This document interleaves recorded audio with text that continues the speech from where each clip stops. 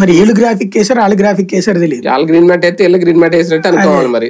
అది ఒక ఎత్తు. రెండోది అట్లాగే అదే జగన్మోహన్ రెడ్డి పని పాట లేక సోమవీర్రాజు నువ్వు రాయ్యా మన ఇద్దరం కూర్చుని రఘురామకృష్ణరాజుని దెబ్బ కొట్టేద్దాం, ఆనపర్తిలో ఇంకొకళ్ళని దెబ్బ కొట్టేద్దాం, ఇలాంటిది అతను పని పాట లేక చేసుకుంటాడని వీళ్ళు పని పాట లేక రాయడము పని పాట లేక ప్రచారాలు చేయడం తప్పించి ఒకటేంటంటే చంద్రబాబుని ఏమనలేక ఇప్పుడు రఘురామకృష్ణరాజు ఎవరిని తిట్టుకోవాలా? నిన్ను వాడుకుని వదిలేసింది చంద్రబాబు, లేదా నీ స్వార్థం కోసం చంద్రబాబుని అడ్డం పెట్టుకున్నావు, అతను గ్రహించి నీతో అవసరం లేనప్పుడు వదిలేశాడు. అది సింపుల్ లాజిక్. కరెక్ట్ గా చెప్పాలంటే చంద్రబాబు ఏమైనా పిలిచాడా రఘురామకృష్ణరాజుని? పిలవలేదుగా. ఓ నేనేమన్నా తెలుగుదేశంలో చేరాడా? లేదుగా. జనసేనలో ఏమైనా చేరాడా? లేదు కదా. దేంట్లో చేరకుండా రోజు జగన్ తిడతా ఉంటే చంద్రబాబు నాయుడు ఏమన్నా ఏం ప్రోత్సహించాడు? అరెస్ట్ చేసినప్పుడు అయ్యో అన్నాడు.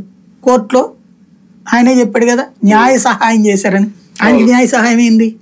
అది బాబు గారే చెప్పారు ఓపెన్ గా. న్యాయ సహాయం అంటే ఏంటి? లాయర్లను పెట్టుకోలేని పరిస్థితిలో ఉన్నాడా? అంటే ఆయనకి బెయిల్ ఇప్పించడంలో బాబు గారు కీలక పాత్ర అంటే ఏంటి?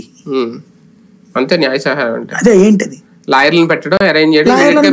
ఆయన దగ్గరే ఉన్నారు కదా మనుషులు, లాయర్లు ఉన్నారు, డబ్బులు ఉన్నాయి. లాయర్లను పెట్టడంలో ఆయన సహాయం ఏంటి? ఇంకా పోనీ బెయిల్ ఏమన్నా ఆయన ఇప్పించాడా? కోర్టులో ఇప్పించాడు అంటే అది పెద్ద క్రైమ్ కదా. జ్యుడిషియరీ మేనేజ్ చేసినట్టు కదా. జ్యుడిషియరీ మేనేజ్ చేసినట్టు కదా. బోళాగా చాలా గుట్లు ఇప్పేశాడు ఆయన. బెయిల్ చంద్రబాబు కుప్పంలోనే ఎక్కడో నేనైతే విన్నాను. బాబు గారే ఓపెన్ గా అన్నారు రఘురామకృష్ణరాజు మీద ఇలాగా కేసులు పెడితే అప్పటికప్పుడు మాట్లాడి నేను అన్ని బయటకు తీసుకొచ్చాను, బెయిల్ కి మనమే చేసాం అంతా ఆయనే ఓపెన్ గా పబ్లిక్ మీటింగ్ లో చెప్పాడు. అంటే అర్థం ఏంటి? దాన్ని ఎలా చూడాలి? జ్యుడిషియరీ మేనేజ్ చేస్తున్నట్టుగా.